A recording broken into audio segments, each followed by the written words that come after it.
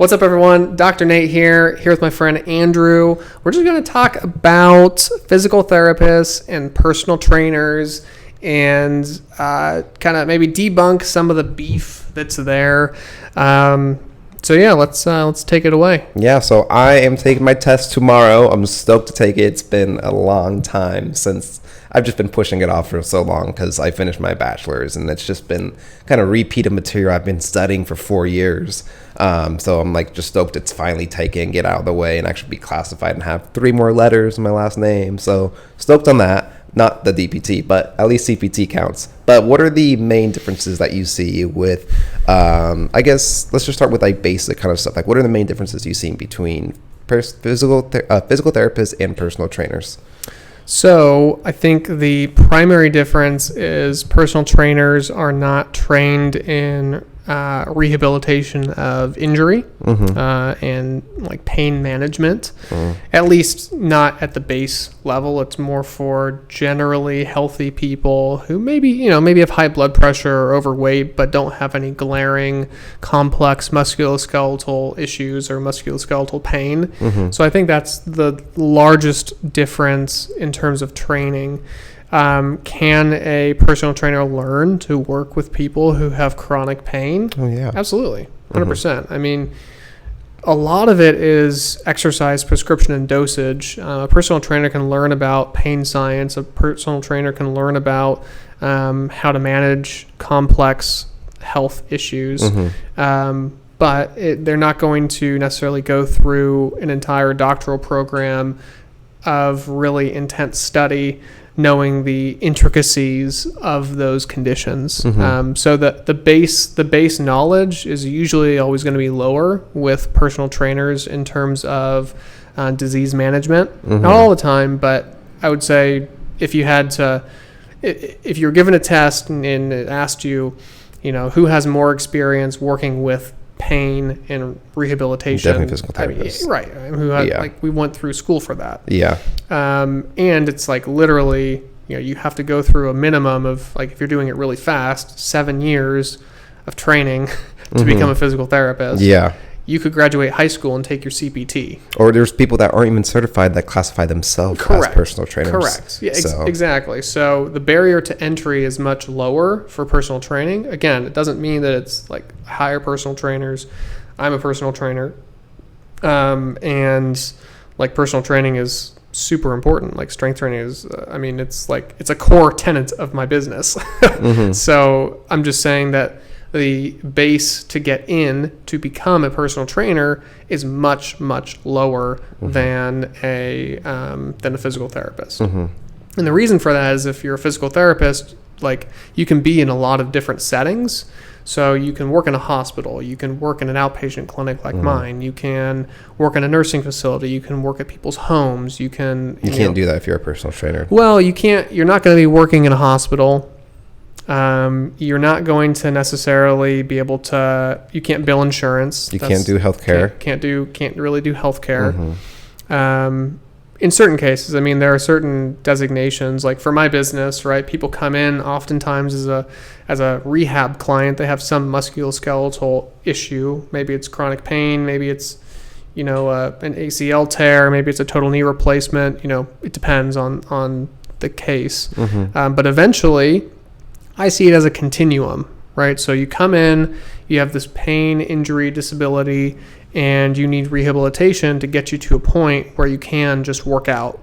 And once you're at that point of working out, it's on a line. It's not like 2 separate things. Once you get to that point, then you can start working with a strength coach / personal trainer who will help take you to the next level.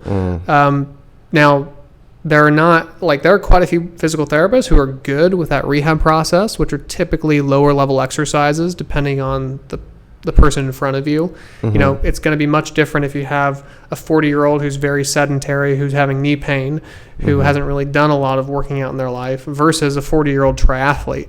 Like those workouts are going to look a lot different. Yeah. So for the 40-year-old triathlete, you might start them at a very high level of training already in the rehab process. So those are going to look different for each person, and I've done both of those, so I can like speak on that. Yeah. And I think that's the biggest thing, is it goes from rehab, which is, earlier on, where the functional ability of the person is lower due to pain or some restriction from a surgery maybe.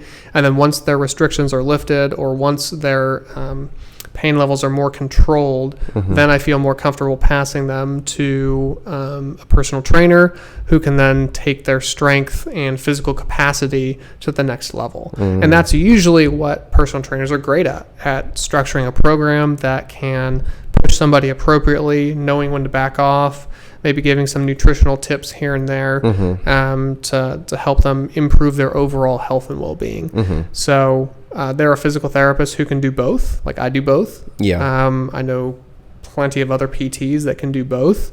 But it is nice to have, like, I hired a personal trainer because, like, if I'm busy seeing my rehab clients, but I want them to continue, then after they have pain, or maybe they still have some pain, but it's manageable. They can work out. They know what to do, but they want to keep training with someone. You have somebody. They have somebody to work with, right? So, I would say those are probably the biggest differences. Did I cover everything? Yeah. So. Yeah.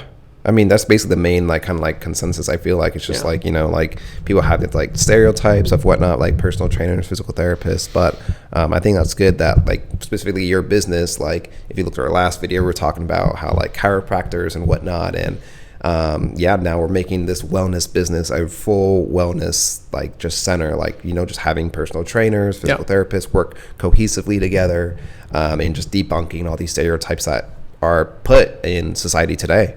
Yeah, exactly. So. And one last thing, I think, just personal trainers can get a bad rap, and PTs can get a bad rap for just like, oh, well, they just teach exercise. It's not that important. It's like, I could do it myself. I could watch a YouTube video. No. YouTube is, I mean, this is going to be on YouTube. YouTube is great, but if you've never moved your body and you're trying to learn from a YouTube video, and you don't have kinesthetic awareness, meaning, like, when you look at yourself in the mirror, you don't know whether you're doing it right or not, go work with a freaking coach, please. Like, even if you drop like $1,000 or $2,000, but they teach you how to do it properly, that's worth so much money. It's worth so much money. Like, if they're only working with you for their 45 minute to an hour session, and that's it, you don't really learn what you're doing, you don't really learn how to do it or structure your own workouts, then maybe it's probably a waste of time, unless you're consistent and you just know that you have the cash to keep paying somebody. But it's worth its weight in gold if you have somebody that works with you who can teach you how to work out, not just telling you what to do, but also how and the why behind things. So also, when choosing clients to work with, I make sure to look at that and see if they want to learn. It's the same thing with personal training. Like, you want to make sure, because I was just reading, I know this pretty well because I was just recapping this last night as I was studying for my test tomorrow. But basically, you need to make sure that your patients are just as motivated as you are to help them. You got to ask those questions. Why do they want to get better? And you got to ask those questions to better understand themselves, so you can better help them. The more questions you ask, the more you can help them, because you can individualize their goals with your exercise program. Exactly. And there's always, people will always lead with, and this happens with rehabilitation and with just fitness training in general. You ask them, why are they here? Well, I want to have less pain. It's like, okay, well, why do you want to have less pain? Well, because I can't hike with my friends anymore. Like, oh, okay. So that's like been pretty tough. Like, I was part of this hiking group, and it was my social outing, and like now I can't do it, and I've been feeling depressed. And so, it's more than just getting out of pain. It's like, the pain is now preventing them from being a part of a social circle. And we know that humans are social animals. And if we cannot be social, oftentimes it can lead to a lot of isolation and depression. So, like, literally by you helping them, you're helping them get back to being a social being, which is arguably the most important thing for humans. Being socially connected and feeling like you have a community around you. So that's I mean, how much is that worth? A Oh, lot of so money. much. Yeah. Like $1,000 so you can go and be part of your community again. Shoot. I mean, that's like nothing. That's cheap. Yeah. Yeah. Right. Yeah. And then same thing for somebody who comes in and maybe they don't have any pain, but they just want to get in better shape. Like, oh, I want to lose 10 pounds or I want to lose 50 pounds and I want to just, get into better shape. It's like, okay, well, what does that mean to you? Well, if I have these 2 young kids and I've noticed that like I can't even run around with them anymore because I just get out of breath so fast and like my back's hurting after I run around with them all the time because I'm so out of shape. And I'm worried that if I don't take care of myself, that it's just going to keep getting worse. And, my dad had a heart attack when he was 62 and I don't want to go that route. So now all of a sudden it becomes, they're not working out just so they can lose weight. Or they're losing. They want to drop weight and get in better shape so that they can be a better dad or a better mom to their kids and also be around and not have all these health issues come up later in life. So, and that's how much is that worth? A lot of money. Yeah. Right? To actually learn how to do that. Yeah. Is huge. So it's always getting down to those deeper reasons. And if somebody doesn't really have a deeper reason, they're just kind of like, oh yeah, you can kind of tell, right? You just ask those questions that if people, and they're just low energy, they don't really care that much. They're just kind of testing the water. They're probably not ready. Yeah. Right. So I've stopped saying that people don't care because everyone cares. Yeah. Everyone cares. Everyone wants to look good. Everyone wants to feel good. If you find somebody that says they don't, they're lying. Some people just aren't ready. Maybe they're afraid that they won't be consistent. Maybe they're afraid that they can't do the work. Maybe they're afraid that, they're going to fail again. And I hate the feeling of being a failure because they always feel like a failure. Right. So like those are some big barriers that people experience. Like even with this back pain program that I have online, I know that people can be successful in it. Like deep in my soul, like it's like I'm very proud of it. Yeah.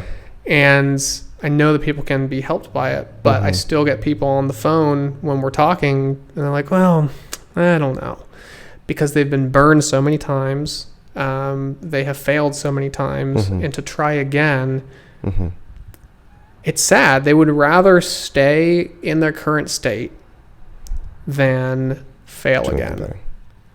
Hold that thought for a second.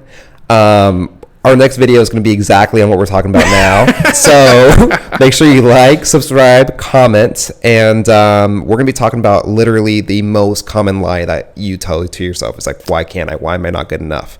Leave a comment, subscribe, personal trainers, anything. Hopefully by the time you see this, I will be certified, so you can reach out to me about personal training, and you can reach out to Nate about physical therapy, and we will talk to you on the next video.